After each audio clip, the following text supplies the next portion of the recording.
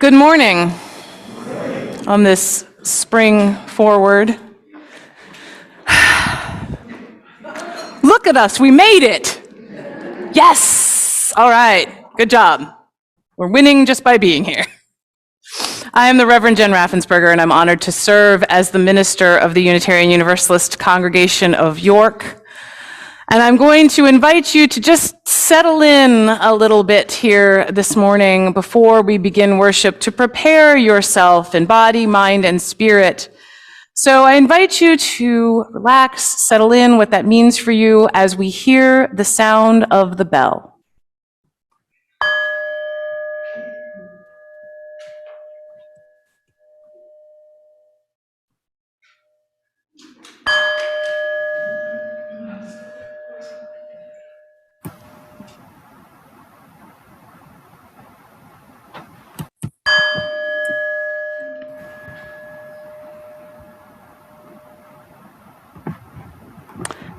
Invite Jaden up to light our chalice.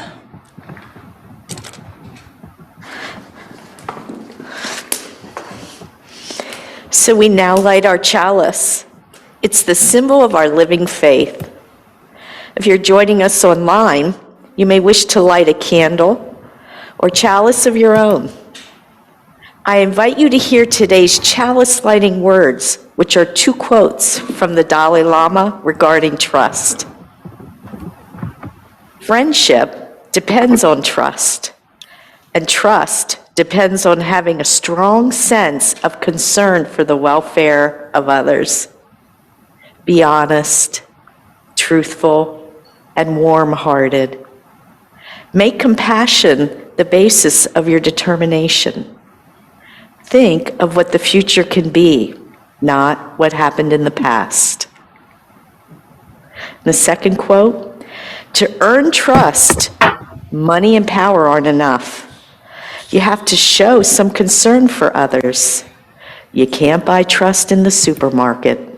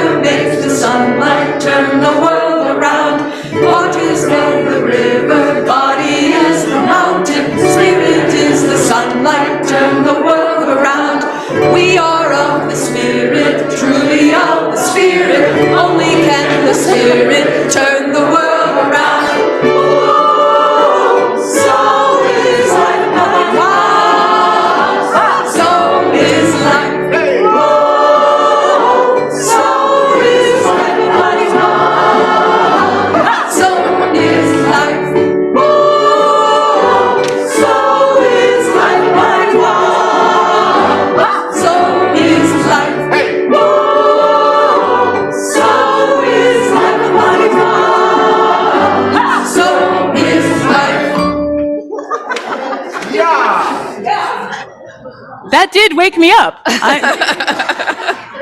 A little, enough, some, good.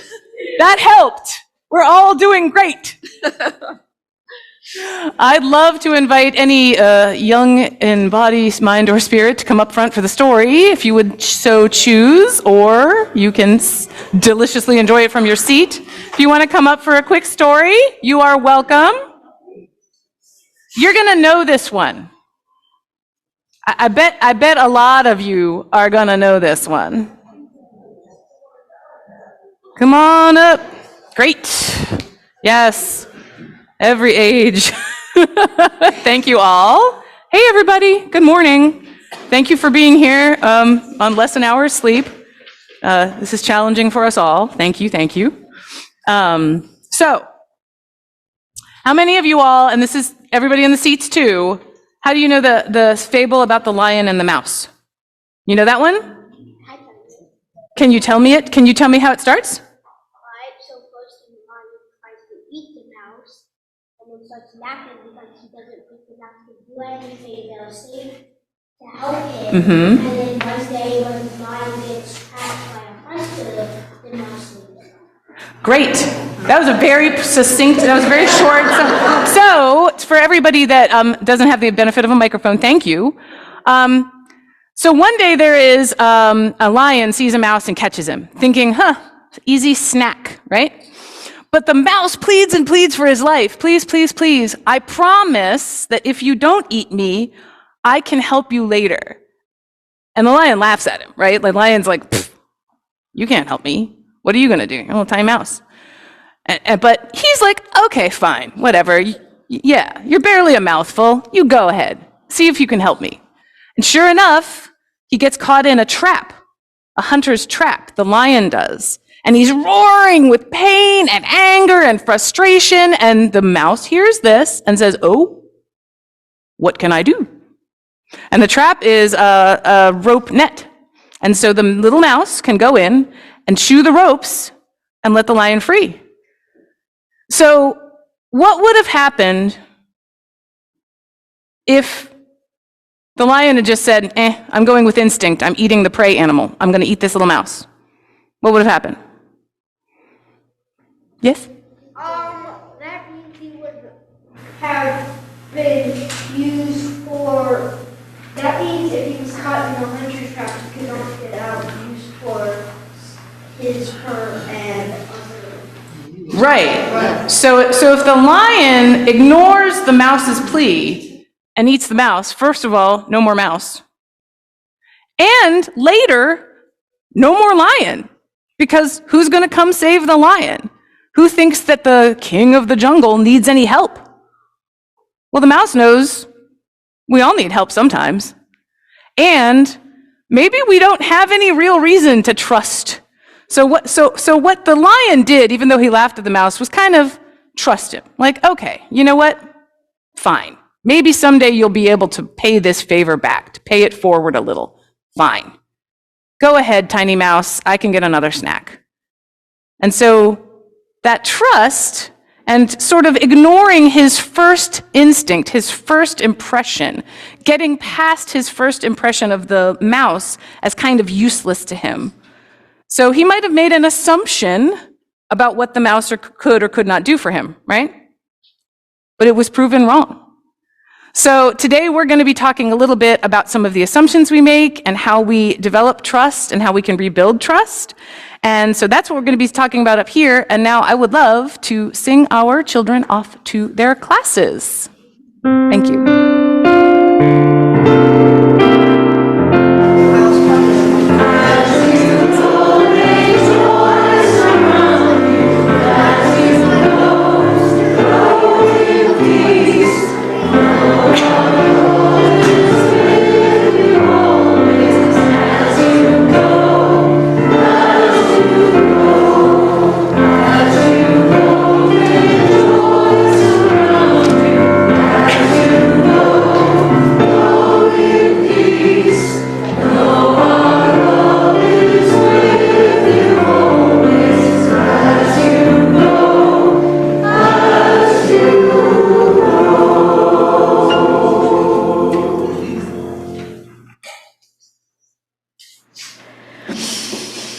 Our reading this morning is Trust the People by Adrienne Marie Brown. Trust the people who move towards you and already feel like home. Trust the people to let you rest. Trust the people to do everything better than you could have imagined. Trust the people, and they become trustworthy. Trust that people are doing their own work to trust themselves. Trust that each breach of trust can deepen trust or clarify boundaries. Trust the people who revel in pleasure after hard work. Trust the people who let children teach, who let children remind us how to emote, be still, and laugh. Trust the people who see and hold your heart. Trust the people who listen to the wails. Trust the people, and you will become trustworthy. Trust the people and show them your love. Trust the people.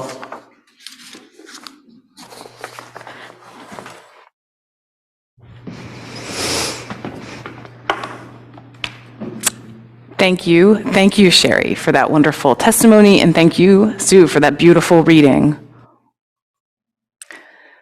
So this weekend, I was delighted to welcome a longtime friend of mine into town. We've been friends for 35 years, but due to geographic distance, my time in seminary, and the pandemic, we hadn't seen each other in person since 2017.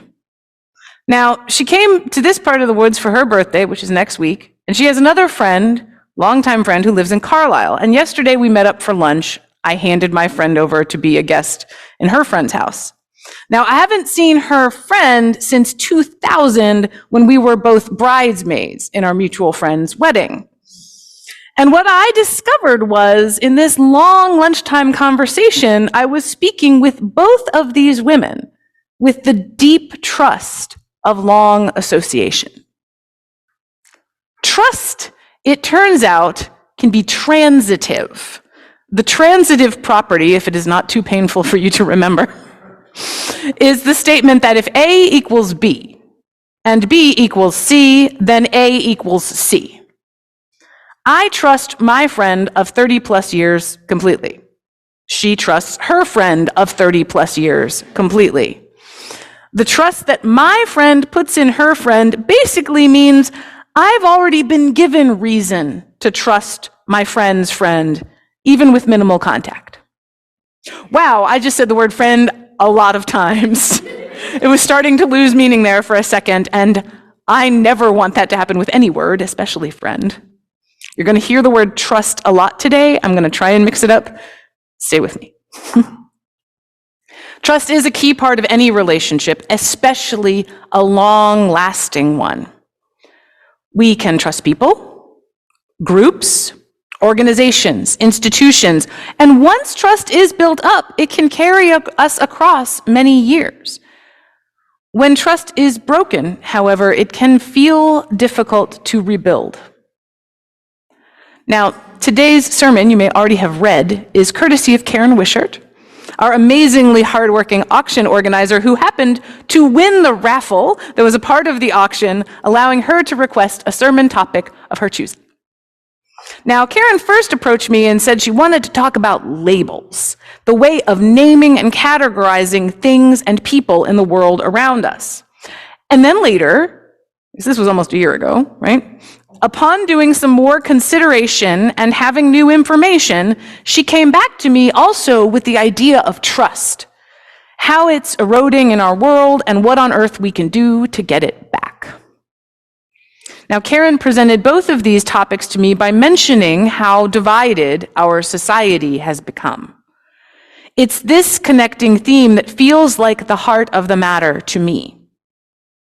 How do we make decisions about one another? How often and how easily can we change them? If someone breaks our trust, it can take a long time to rebuild. And that must also hold true for groups and institutions, and the more people involved, it might be more challenging. It feels intractable. So let's start by thinking about the lion and the mouse, our story this morning. Lion laughs at the mouse for ever thinking they'll be able to offer something in kind when the mouse pleads for their life. Now, on the surface, this makes absolute sense. Let's think about the various ways that these two creatures, if we give them human thoughts, this is how we use parables, right? What are the various ways that these two creatures could devise labels for one another, could categorize one another? The lion could look at the mouse and think, small animal, insignificant animal, shy, cowardly, quiet. And the mouse could likewise look at the lion and think large animal, scary animal, noisy, fierce, dominant. If the lion never moved past the initial assumptions, for instance, that of insignificance, why, they might never have even listened to the mouse.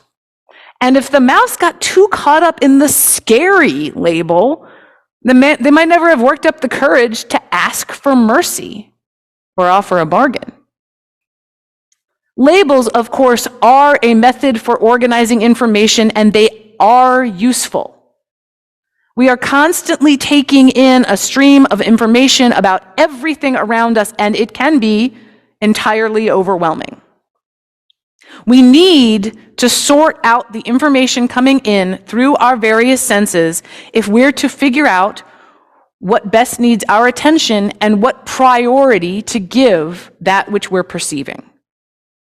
If I happen to notice that I need to tie my shoe, but on my way to bending over to tie it, I happen to notice that someone else has tripped and fallen and may need my help, I'm going to go check on that person first, ideally.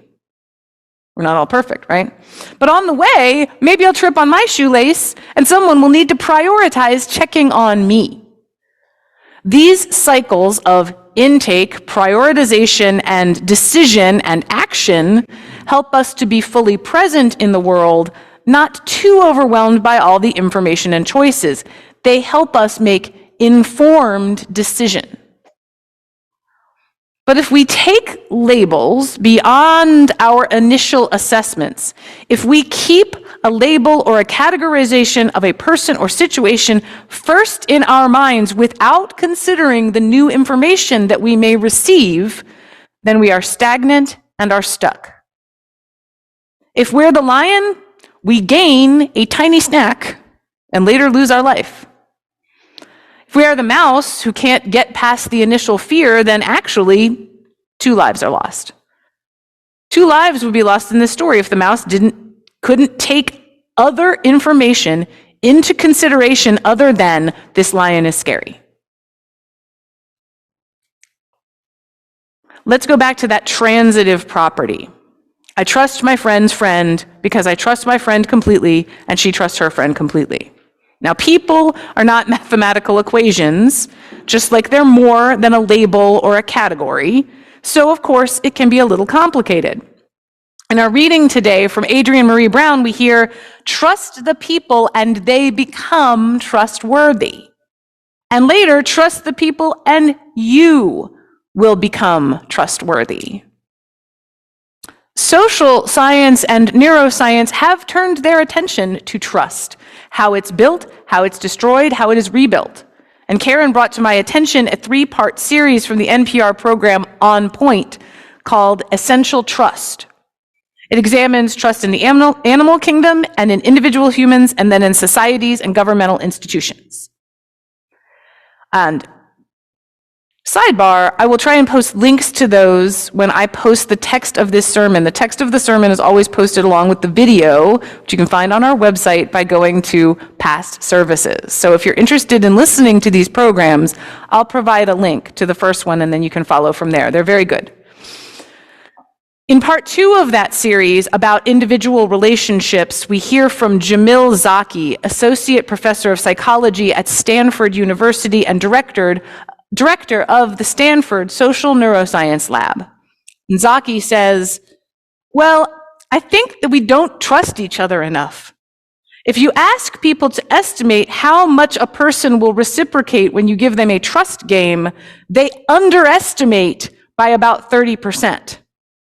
So we believe people are less trustworthy than they really are. And I think that to your point, we especially loathe to trust people who are different from ourselves in any number of ways, whether people who look differently than us, people who identify differently, people who believe different things than we do. And I think that those animal instincts that might have served us in ancient times, they're not always serving us now. And that lack of trust across difference can be an enormous barrier to collaboration between people, to friendships, and I would argue to democracy. Because once we start to imagine that the people we disagree with are just wholesale untrustworthy, that they're bad people, well, then we foreclose on any possibility of finding common ground. So that was the complete quote from Dr. Zaki. Social neuroscience shows that people are more trustworthy than we assume.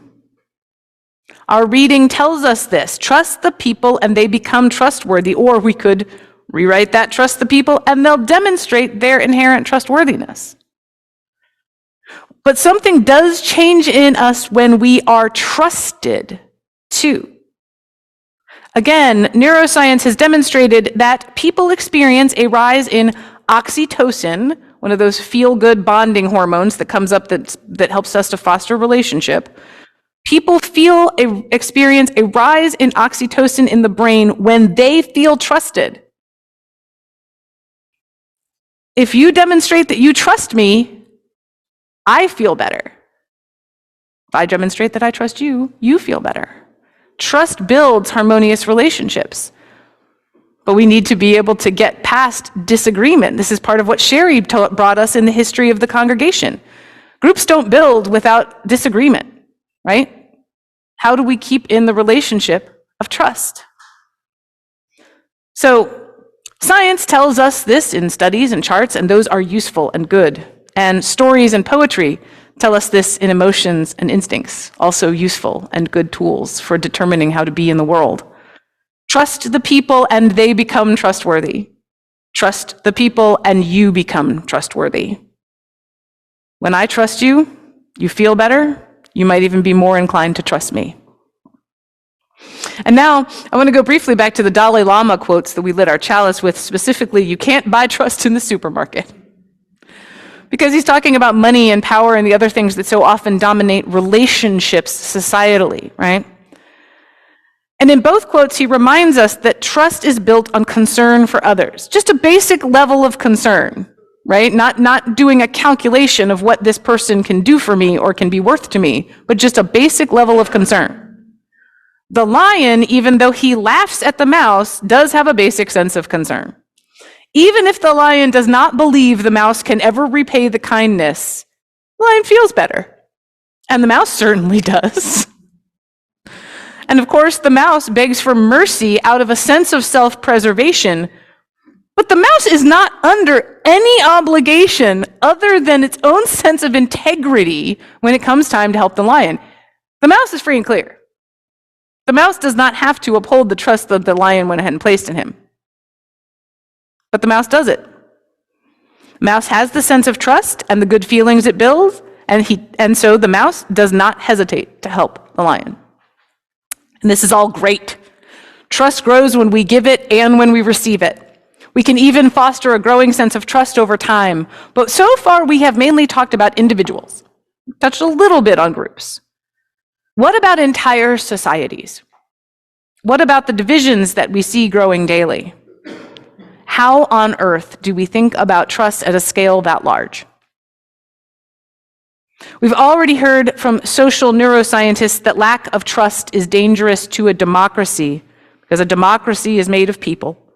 And if some participants in a democracy distrust other participants on a just because of a certain label or classification, then social cohesion erodes. And in the final part of the series on essential trust, economists and social scientists who've studied the record low trust that citizens of Brazil have in their own government, they elaborate on the dissolution that can occur when this trust erodes. When a government is transparent and has integrity, when it's trustworthy and it says what it is going to do and then it does it, then trust can be built and be regained. But since a government is made up of many people, it's that much harder to maintain integrity. What if I got elected on one specific promise and you got elected by making the opposite promise? Why then, people will have different expectations of us, and someone is bound to lose trust when we inevitably cannot meet every expectation. So let's think about the reading one last time. Adrienne Marie Brown wrote the piece on trusting people as a part of her work on community organizing, which is labeled, and there is a book titled, Emergent Strategy. Any community is made of people, and people are fallible. Trust must be able to reside where perfection does not and cannot. Trust has to be able to reside where in the face of failure.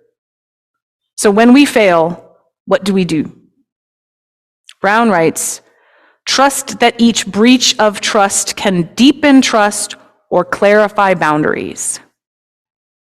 If we take the time to examine the complexity of a trust breach, we can learn more about ourselves and about others. Now, it feels hard to talk about complexity and deep learning in our current social environment. I'm not sure how much you've been on Twitter lately. Complexity and deep learning do not feel inherent to social media most of the time. Let's remember, though, that trust builds.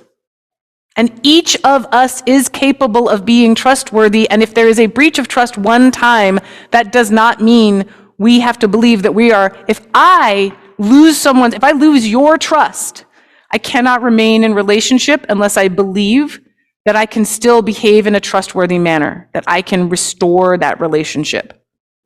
I can only control my own actions and responses. Each of us is capable of being trustworthy. Each time we do it, we feel good and others feel good, and it makes relationships, including on a societal level, stronger. And if we can demonstrate integrity, if we can recognize when trust has been broken and make amends, can be accountable for our actions that may have broken trust, and trust can be rebuilt. It might be, I wrote might be, it's easier for two people to do this than an entire society. But it starts with us. It starts with the small part of that we can control. It starts small. Trust yourself. Trust others. Build that muscle of looking past your first impressions. Build the muscle of learning that your assumptions about another person may be wrong or incomplete. Be open to a more trustworthy world and hold yourself accountable to be a part of it. When we learn to trust, we all benefit. Back to the reading. Trust the people who see and hold your heart. Trust the people who listen to the wails. Trust the people, and you will become trustworthy. Trust the people and show them your love. Trust the people. So may it be. We shall be known by the company we keep, by the ones who circle round to gently slice. We shall be known by the ones who sow and reap the seeds of change alive from deep within the earth. It's time now. It's time now that we thrive. It is time we lead ourselves into the well. It is time now, and what a time to be alive.